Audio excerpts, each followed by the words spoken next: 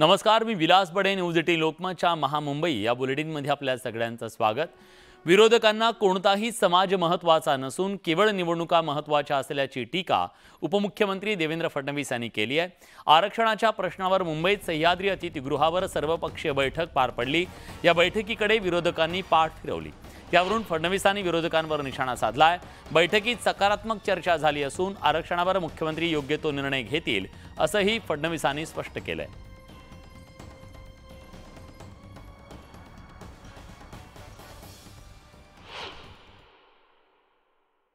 अत्यंत महत्त्वपूर्ण मुद्द्यावर माननीय मुख्यमंत्र्यांनी सर्वपक्षीय बैठक बोलवली होती.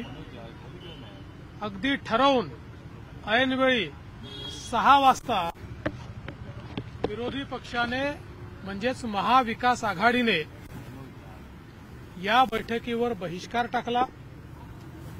मराठा समाजाच्या प्रश्नावर बोलायला त्यांना वेळ नाही.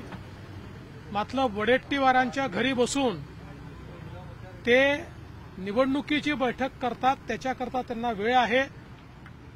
त्यामुळे एक प्रकारे आपली राजकीय जात कुठली हेच दाखवण्याचा प्रयत्न ते करतायत. ही अतिशय गंभीर बाब आहे. मला याच गोष्टीचं आश्चर्य वाटतंय.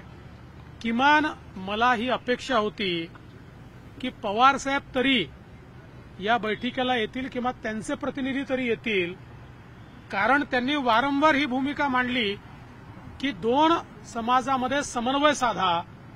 परंतु मला असं वाटतं की आजचा सगळा जो काही प्रकार आहे जाणीवपूर्वक महाराष्ट्र पेटत राहिला पाहिजे आणि पेटत्या महाराष्ट्रावर आपली राजकीय पोळी भासता आली पाहिजे, अशा प्रकारचा प्रयत्न विरोधी पक्षांनी केलेला आहे.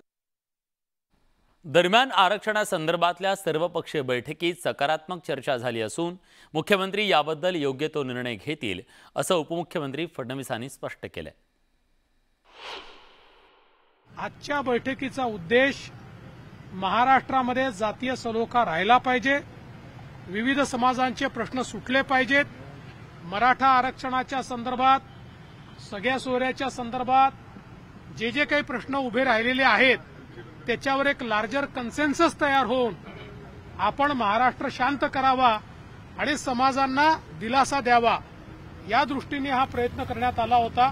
मात्र त्यावर त्यांनी बहिष्कार टाकलेला आहे. ज्या काही सूचना आलेल्या आहेत त्या सूचनांवर माननीय मुख्यमंत्री महोदय सर्वांची चर्चा करून योग्य निर्णय घेतील आणि या संदर्भात समाजहिताचा निर्णय घेऊनच आम्ही पुढे जाऊ.